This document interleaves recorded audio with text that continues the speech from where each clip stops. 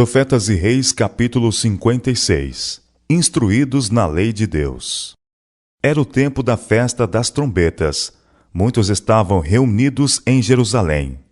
O cenário dava uma impressão lastimável. O muro de Jerusalém tinha sido reconstruído e as portas assentadas, mas uma grande parte da cidade estava ainda em ruínas. Sobre uma plataforma de madeira, erigida numa das ruas mais largas e rodeado por todos os lados por tristes lembranças da antiga glória de Judá, estava Esdras, agora envelhecido. À sua direita e à sua esquerda reuniram-se seus irmãos levitas. Olhando do alto da plataforma, seus olhos percorreram o mar de cabeças. Os filhos do concerto tinham se congregado de todos os recantos do país.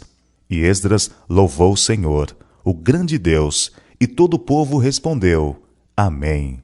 E inclinaram-se e adoraram ao Senhor com os rostos em terra. Entretanto, mesmo aqui estava a evidência do pecado de Israel. Através de casamento misto do povo com outras nações, a linguagem hebraica tinha se tornado corrompida, e grande cuidado era necessário da parte dos oradores para explicar a lei na linguagem do povo, a fim de que pudesse ser entendida por todos.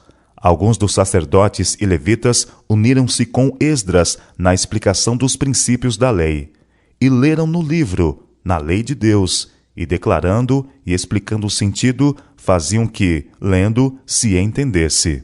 E os ouvidos de todo o povo estavam atentos ao livro da lei.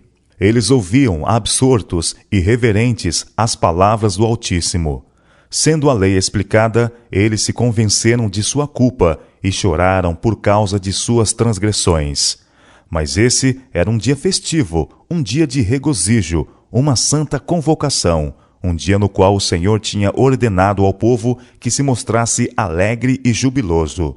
E em vista disto, foram chamados a restringir suas mágoas e a se rejubilarem por causa da grande misericórdia do Senhor para com eles. Este dia é consagrado ao Senhor vosso Deus, disse Neemias, pelo que não vos lamenteis, nem choreis. Ide, comei as gorduras e bebei as doçuras, e enviai porções aos que não têm nada preparado para si, porque este dia é consagrado ao nosso Senhor. Portanto, não vos entristeçais, porque a alegria do Senhor é a vossa força. A primeira parte do dia fora devotada a exercícios religiosos, e o povo despendeu o resto do tempo em grata reconsideração das bênçãos de Deus e em desfrutar a abundância que ele provera.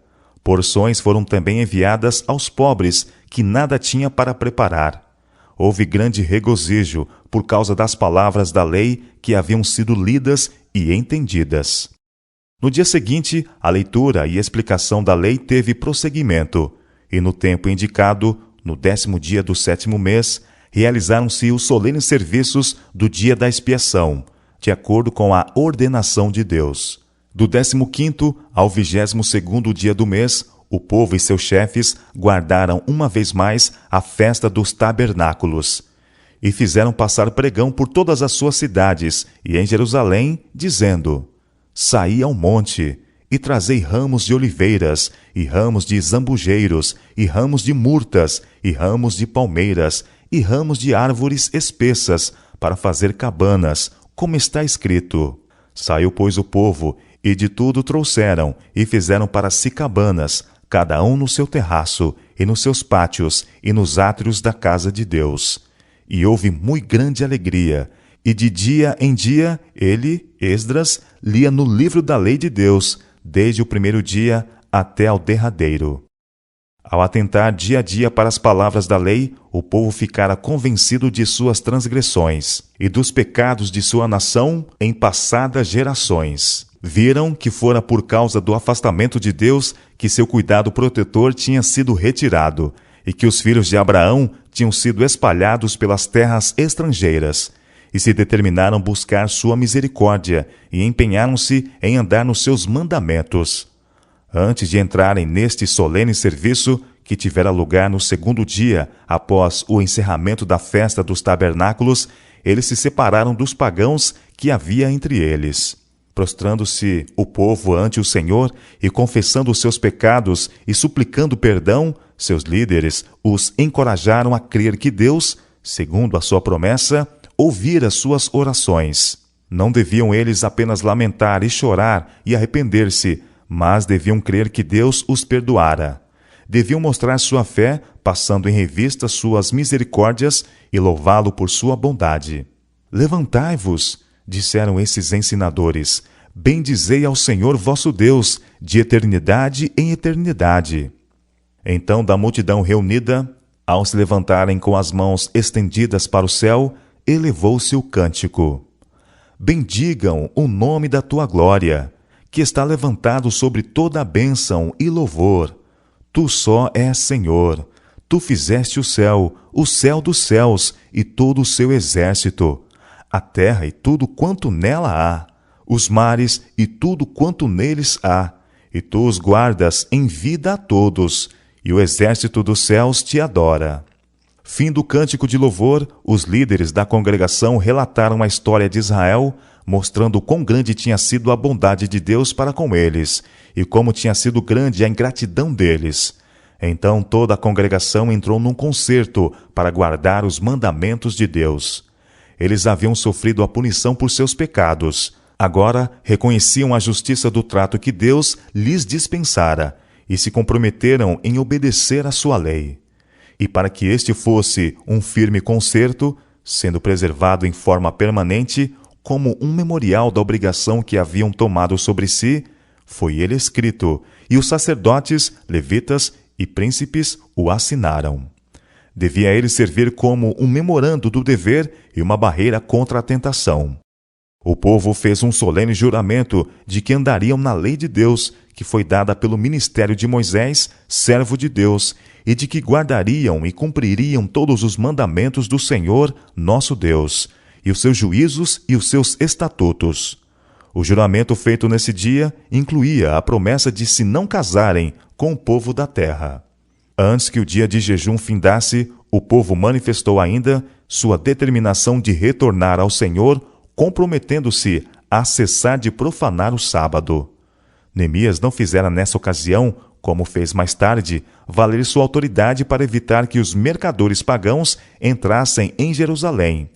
Mas, no esforço para salvar o povo de se render à tentação, obrigou-os, por solene concerto, a não transgredirem a lei do sábado, comprando desses mercadores, na esperança de que isto desencorajasse os vendedores e pusesse fim ao seu comércio. Tomou-se providência também para o sustento do culto público a Deus. Além do dízimo, a congregação se comprometeu a contribuir anualmente com uma soma estabelecida para o serviço do santuário. Também lançamos sortes, escreve Neemias, que também traríamos as primeiras novidades da terra, e todos os primeiros frutos de todas as árvores, de ano em ano, à casa do Senhor, e os primogênitos dos nossos filhos e os do nosso gado, como está escrito na lei, e que os primogênitos das nossas vacas e das nossas ovelhas traríamos à casa do nosso Deus. Israel tinha voltado para Deus com profunda tristeza pela apostasia. Haviam feito confissão com lamentação e pranto. Haviam reconhecido a justiça do trato de Deus para com eles, e tinham feito concerto para obedecer à sua lei. Agora, eles deviam manifestar fé em suas promessas. Deus havia aceito o seu arrependimento.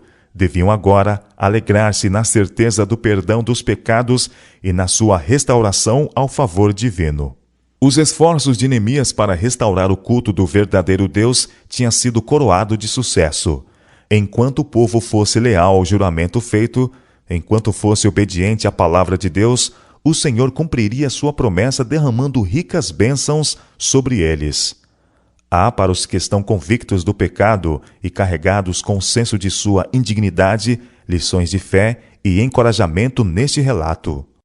A Bíblia apresenta fielmente o resultado da apostasia de Israel, mas ela pinta também a profunda humilhação e arrependimento, a fervente devoção e generoso sacrifício que assinalaram suas coisas de retorno para o Senhor.